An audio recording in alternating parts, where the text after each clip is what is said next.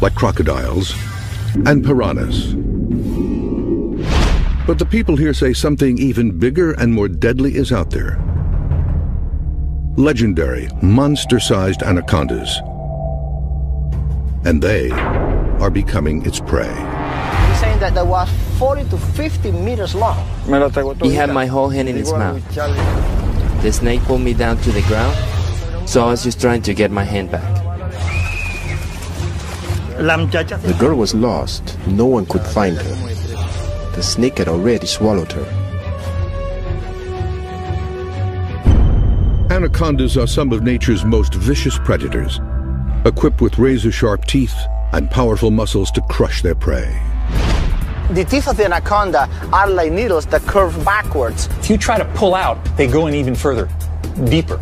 And then it throws a couple loops and starts squeezing incredibly powerfully. The prey is trying to get its breath, and with every breath, those coils just tighten up even more until cardiac arrest. Here you can see an anaconda making a meal of a capybara. The snake squeezes the animal, then swallows it whole. Eyewitness reports from around the world describe monster snakes reaching nearly 150 feet, or half a football field in length. These giants could be anacondas or pythons, two of the largest snake species in the world. Unlike other snake species, which kill their prey with poisonous venom, pythons and anacondas are constrictors, snakes that squeeze their prey to death. Pythons are native to Asia and Africa, anacondas to South America. No one has ever produced hard evidence of a python or anaconda longer than 30 feet. Monster Quest is sending biologist Jesus Rivas deep into Venezuela to hunt for just such a giant, an anaconda bigger than any found before. He's flown from Caracas, the Venezuelan capital, to the town of Barinas. From here, it's a 3-hour drive into the Llanos. Los Llanos, in Spanish, means plains. It is a 200,000 square mile swath of wild savanna.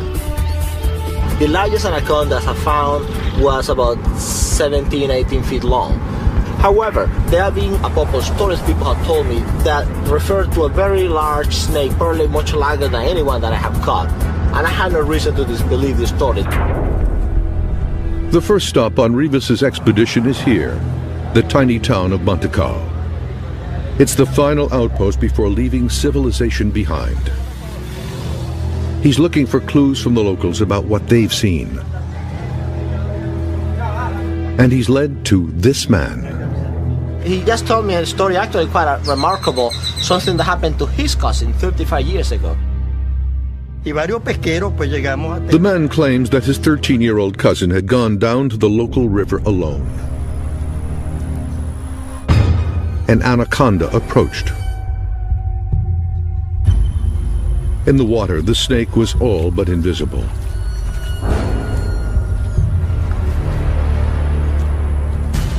Without warning, it attacked. The anaconda wrapped its massive coils around the girl. There was no chance of escape.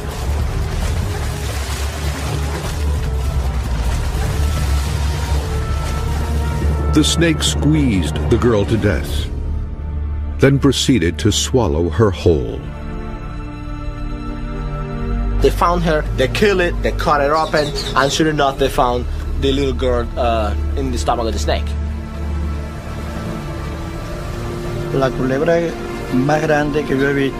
That was the largest snake I had ever seen. It was at least 45 feet long. 45 feet is a giant snake, and it's just what Rivas is looking for.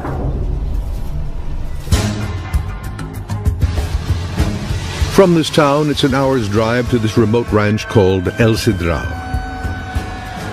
This will be Rivas's base of operations.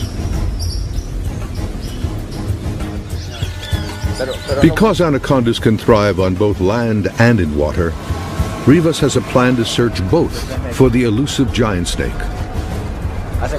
He's pioneered a low-tech but daring technique to search for these predators, feeling for them with his bare feet.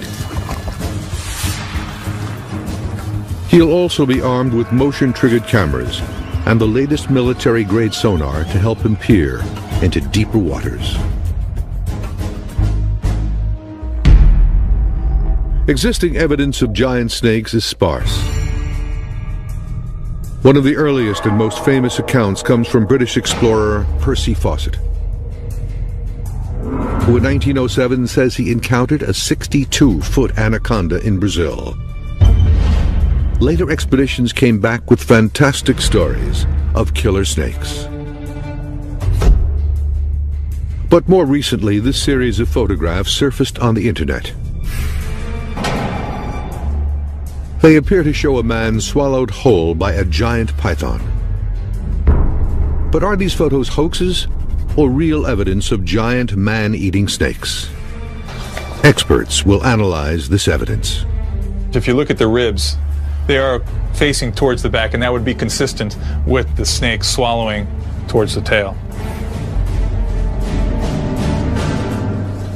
The pythons in these photos are native to Asia and Africa, but there could be thousands of them right here in the United States, specifically in the Everglades of South Florida. This will be the site of another monster quest expedition. With more than 1.5 million acres of wilderness, this is a perfect hiding place for giant snakes, as seen in these shocking pictures taken in 2005. You can see a 13-foot Burmese python split almost in two after swallowing an alligator whole. On the upper right is the snake's head. On the left, its tail. The alligator's tail protrudes from the snake's ruptured belly.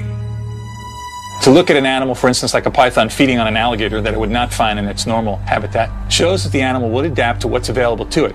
A snake's digestive systems are incredible. They can digest almost anything.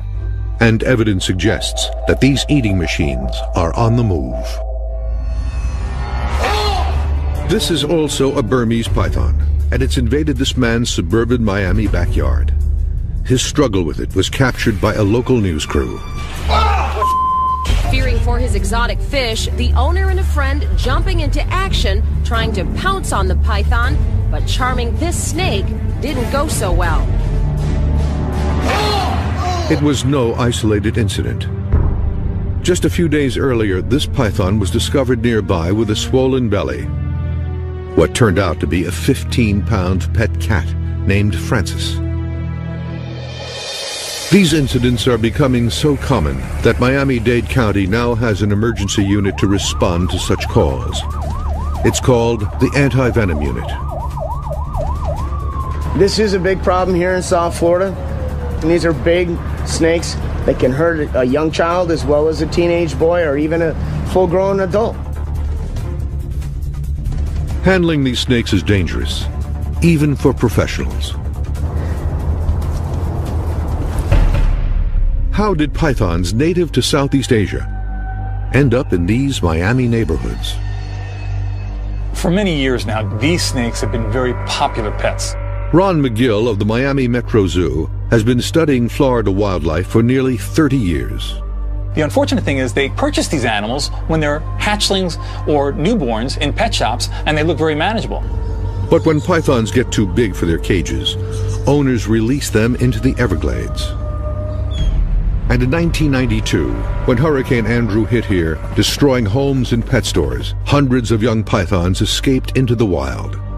Nobody could have predicted what happened next. Because of our climate, it's so conducive to these animals when they are released or they escape that they thrive. Not only do they thrive, they reproduce. Just how many pythons are now living in the Everglades is unknown. But there's no question the number is growing. A large constrictor can have 50 to 60 live babies that are on their own. So really, I don't see a way short of a long, deep freeze in South Florida where these animals are going to be eradicated. McGill has evidence that this new population of snakes are about to become giants. This is a 20-foot skin of a reticulated python that washed up on a beach in Miami. An animal that started out as a pet, but now is indicative of a problem that we're experiencing here in South Florida. And the South Florida environment is extremely conducive to the growth of these snakes. It's a warm, humid environment, has an incredible prey base, whether it be raccoons, possums, waterfowl, and quite supportive for snakes reaching maximum size. The implications to people here in Florida could be lethal.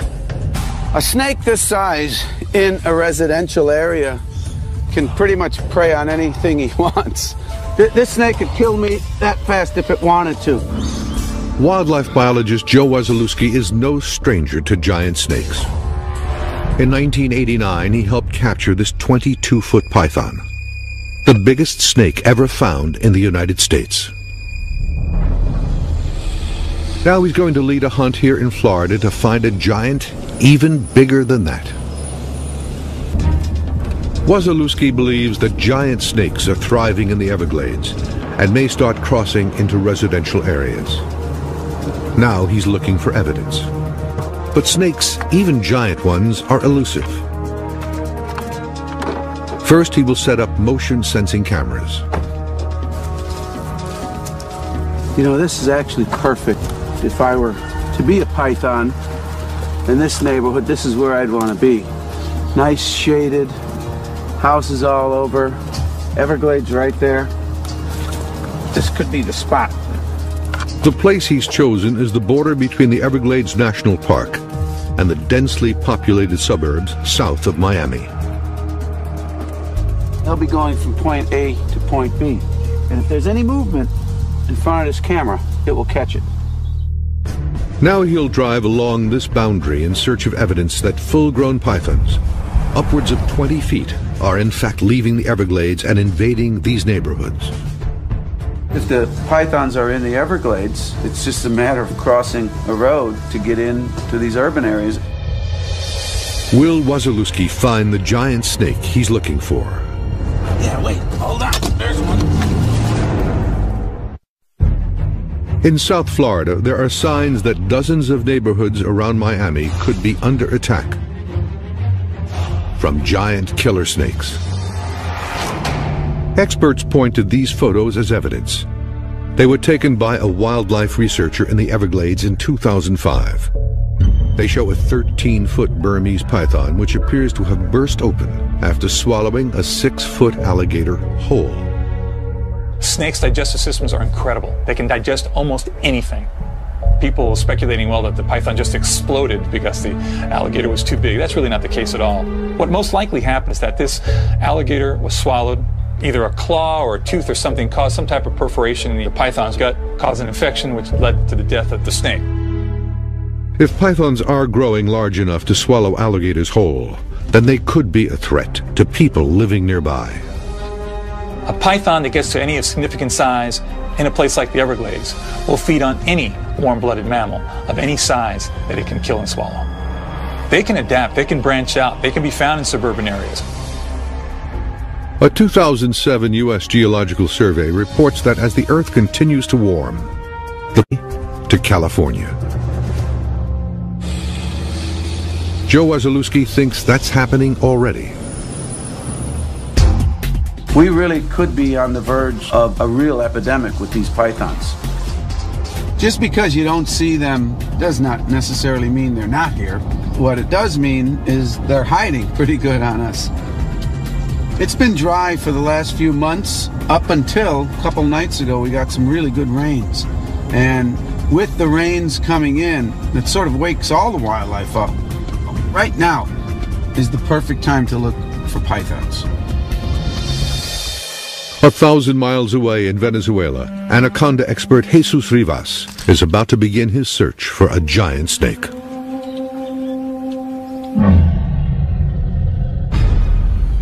This region of South America is a hotbed for giant snake sightings. From neighboring Brazil came one of history's most widely cited encounters. It came from this man, Colonel Percy Fawcett. On January 7, 1907, Fawcett was on assignment with Britain's Royal Geographical Society. He described the encounter in his journal. We were drifting easily along in the sluggish current when there appeared a triangular head and several feet of undulating body. It was a giant anaconda. I sprang for my rifle and, hardly waiting to aim, smashed a .44 soft-nosed bullet into its spine. We stepped ashore and approached the reptile with caution. As far as it was possible to measure, a length of 45 feet lay out of the water, and 17 feet in it, making a total length of 62 feet. This drawing and Fawcett's account are the only existing evidence of this giant snake.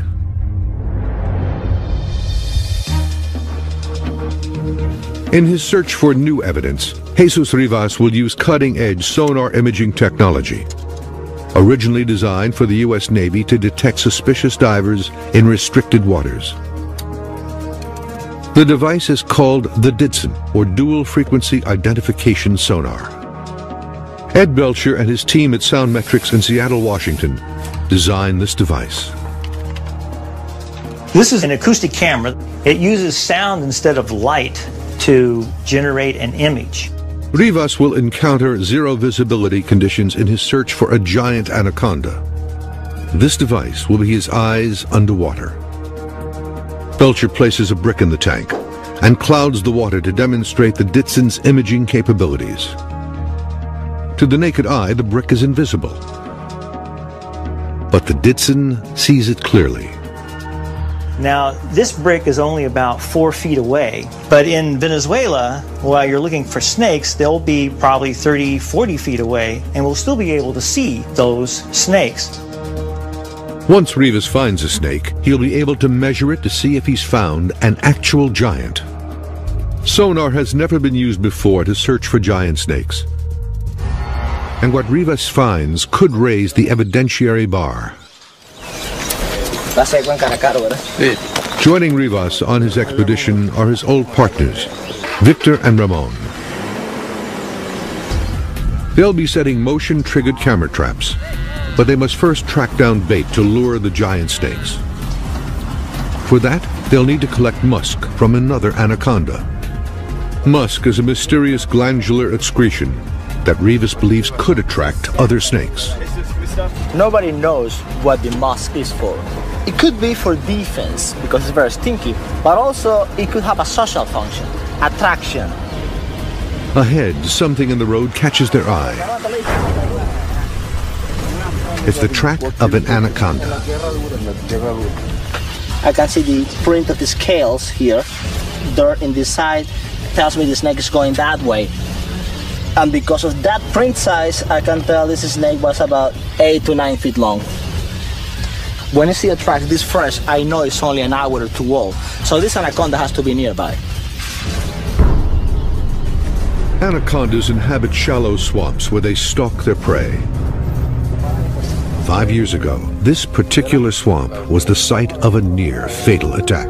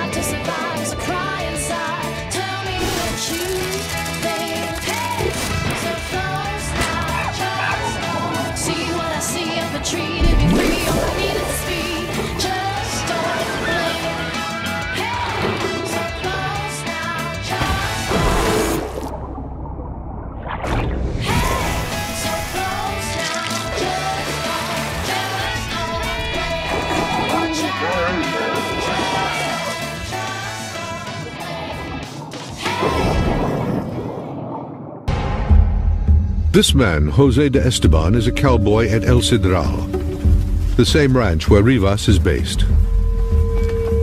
He is one of the few locals to tangle with an anaconda and live to tell about it. De Esteban had heard a report of a large anaconda by the roadside and went to investigate. I was out there looking for one, and I saw it, on the ground. And without even thinking, I bent out to see it closer, and before I knew it, it got me. De Esteban struggled to keep the anaconda's coils from wrapping around his body. After nearly 5 minutes, he finally wrestled himself free.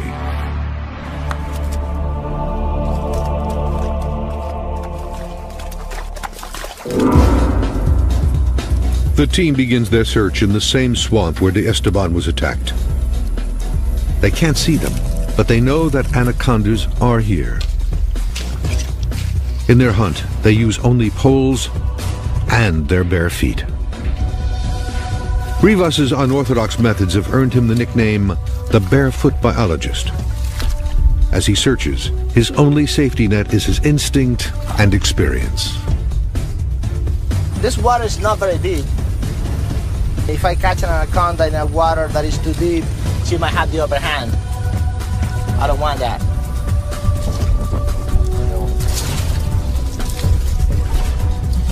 This is a snake here, not a very big one. There's another one right here. Rabong! Victor! These anacondas are too small for musk extraction. But there's evidence that a bigger anaconda could be nearby. This is a crack right here.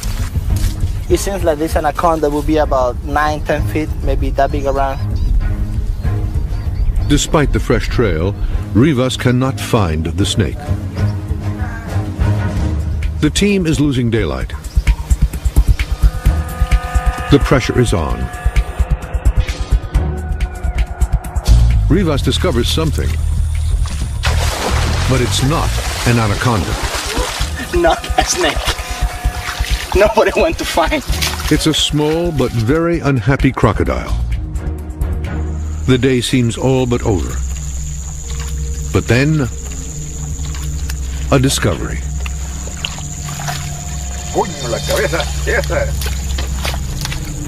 Oh, it's very strong. For a small snake. Now this baby's actually putting the squeeze on my arm now. If it's any harder, I wouldn't be able to withstand it. This feisty anaconda is just right for Rivas to extract its musk. At first light, the team will set the camera traps and test the sonar. I can see how fat he is. And in Florida, a monster quest demonstration goes terribly wrong. He's got me. Snakes have been the object of fascination and worship throughout history. From the pharaoh's tombs of ancient Egypt, to Quetzalcoatl, the feathered serpent god of the Aztecs, to the Naga, a mythical river serpent in the Mekong Delta of Southeast Asia. To millions, snakes are the embodiment of evil and a source of paralyzing fear. That fear is very real in Venezuela and in Florida, where there could be evidence of giant pythons and anacondas. And 2 expeditions are underway to find them. In South Florida, the investigation is tracking escaped pet pythons that have for years been thriving and growing in the seclusion of the Everglades. But there are signs that they're now invading suburban neighborhoods. Captain Ernie Gilson, with Miami-Dade's anti-venom unit, has seen it firsthand. I've been doing this for 9.5 years, and we're getting more and more of these calls for recoveries every year. We foresee in the future that we will definitely see larger snakes, more calls on these larger constrictors than we have in the past. Come back around. The calls that we are receiving, they are a lot of large constrictors, 7 to 10 to 12 foot long. This year, I expect it to get worse.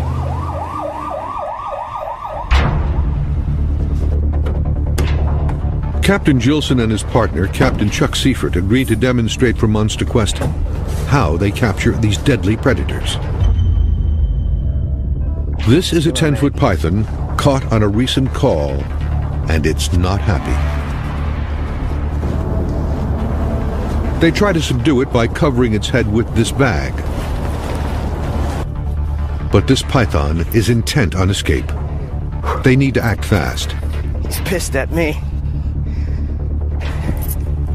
And as a last resort, Gilson abandons his tools for his bare hands. Maybe I can get him to chill. He needs to sneak up behind the snake, then grab it right below its head to stay clear of its jaws. I'm gonna walk around this way, since he's fixated there. Come from behind him and grab him.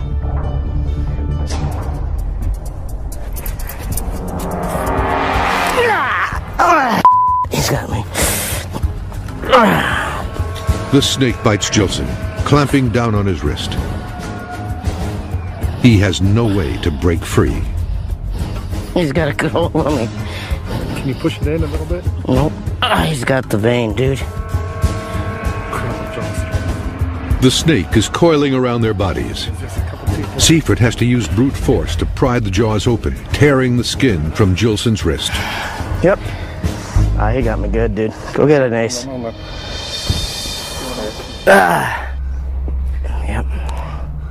Yeah, it hurts like heck right now.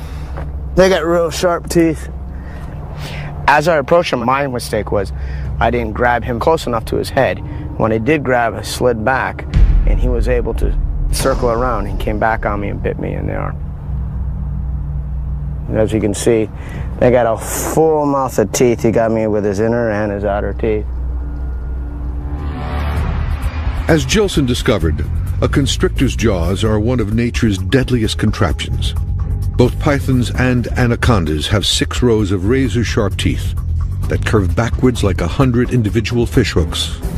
The more the prey struggles, the deeper the teeth sink into its flesh.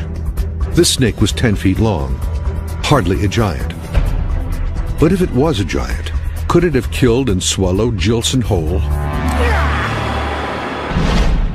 Monster Quest has compiled this photographic evidence from the internet that suggests it could be possible. No one has come forward to say where and when these pictures were taken, but many are convinced that they are evidence of giant, man-eating snakes. Now Bob Henderson and Ron McGill analyze this evidence. In looking at this image, if you look at the ribs, they are facing towards the back, and that would be consistent with the snake swallowing from the head being this way towards the tail. As demonstrated here with this python feeding on a dead rabbit, the head is the most compact and manageable part of the body for a snake to get its jaws around. That's why snakes always swallow head first. The same would be true for a human victim. Now, what allows the snake to open its mouth very widely are special bones that it has back here. It's called the quadrate bone. The quadrate bone at the back of the skull allows the jaws of the snake to drop straight down to open unusually wide. Then the separation between the 2 bottom jaw bones allows the mouth to expand even further, to 3 times the width of its own head. But Henderson isn't sure the snake in this photo has swallowed a person.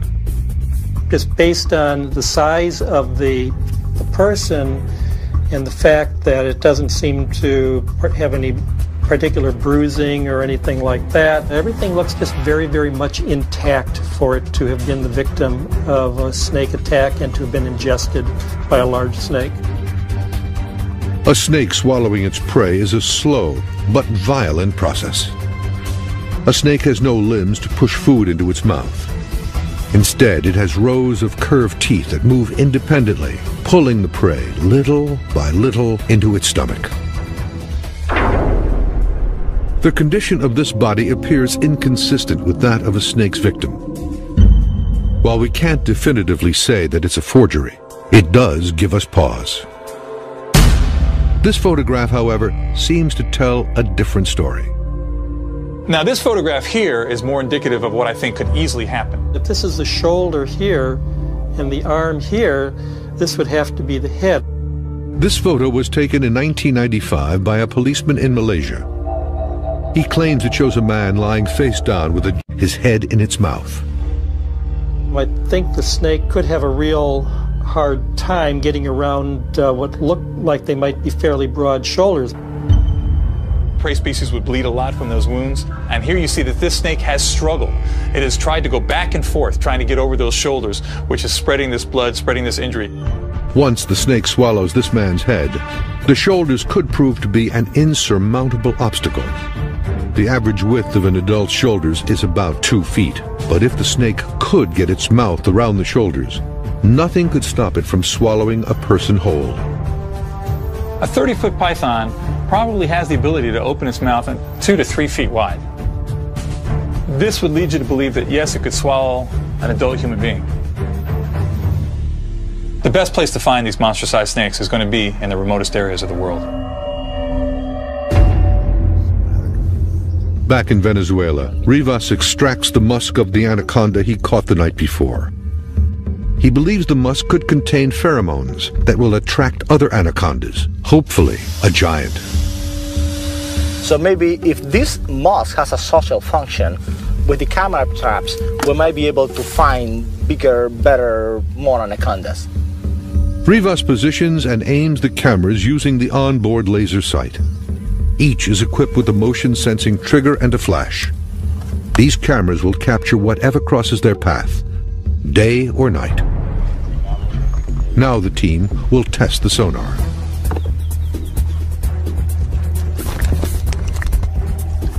Cool. I can see him. I can see his arms, his feet. I can see how fat he is. Let me measure how fat he is. Almost half a meter. To lose some weight, buddy. After the tests, Rivas heads into the field. Okay. This will be the first time such technology has ever been used to hunt for anacondas, and it could lead these researchers to the discovery of a lifetime. The biggest snake Rivas has found here was 17 feet. Could an even bigger anaconda, a giant, be lurking beneath these waters? Ooh, there's something there right in front of us. That looks like a snake. Look, look. Aguántalo, aguántalo. It really looks like a snake down here.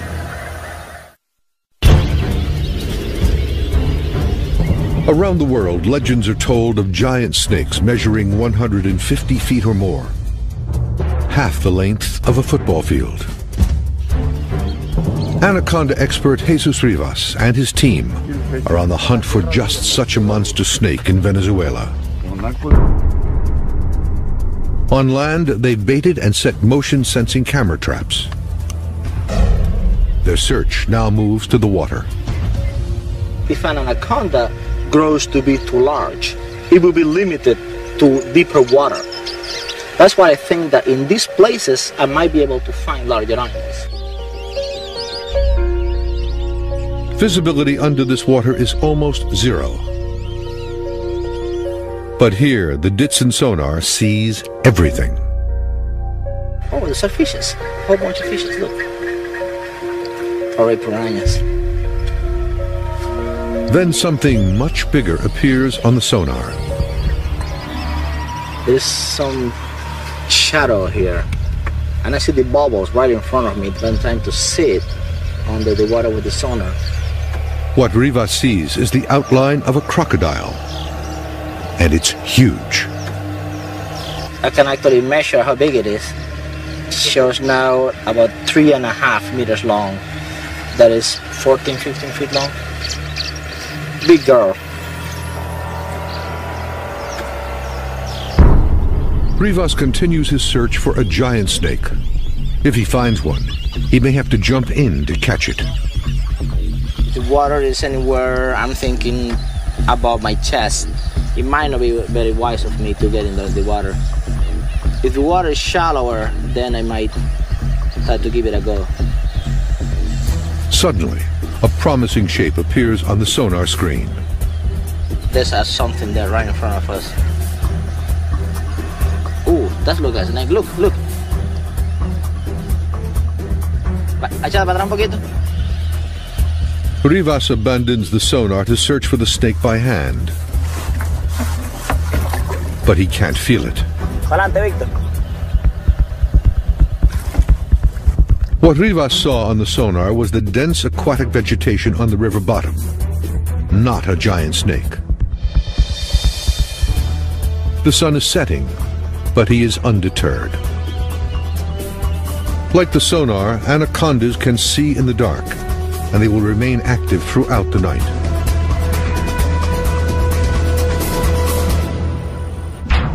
Back in South Florida, where the search for a giant snake continues, the day is also coming to an end.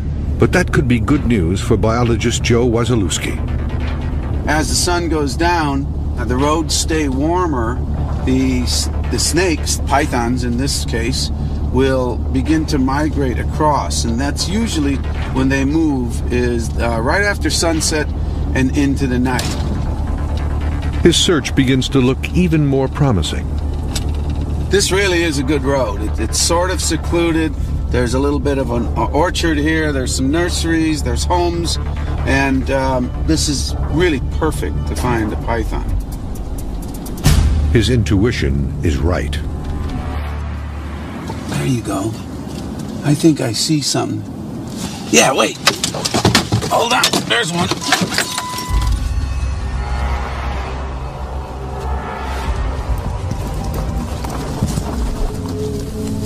Wasilewski finds a wild python that most likely escaped from the Everglades. Oh yeah, I got it.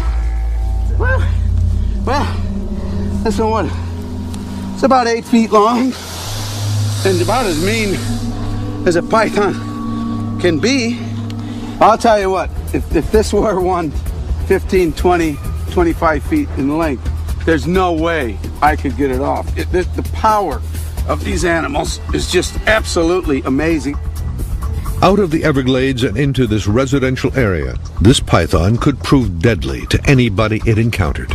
If this one were to coil around someone's neck, this snake could actually choke off your trachea and your esophagus and you could not breathe. Believe it or not, a snake this size.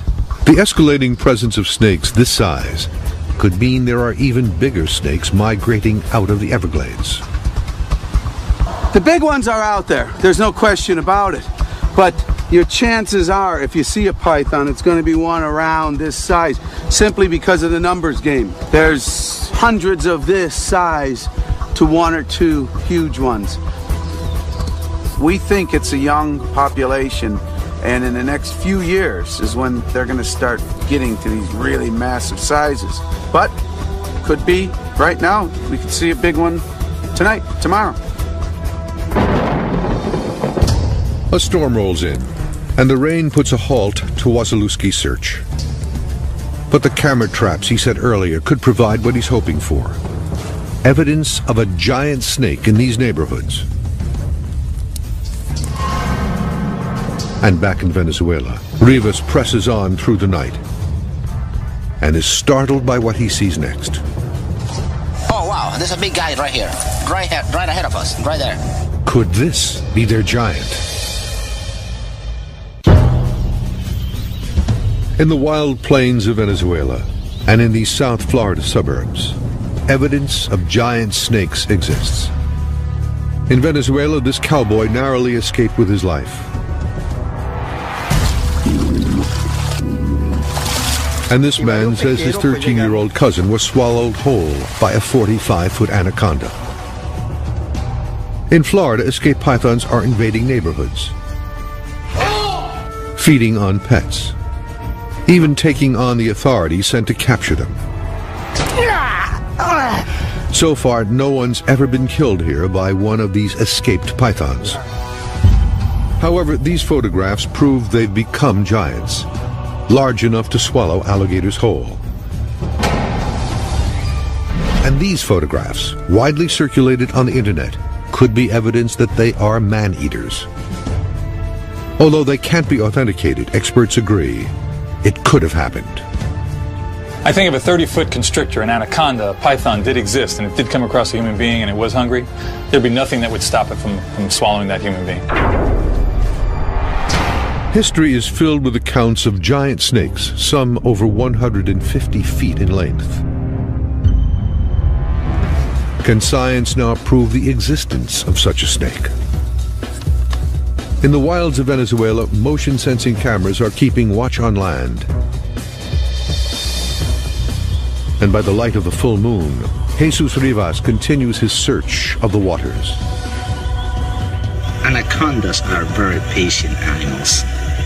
If you want to deal with them, you just need to be just as patient as they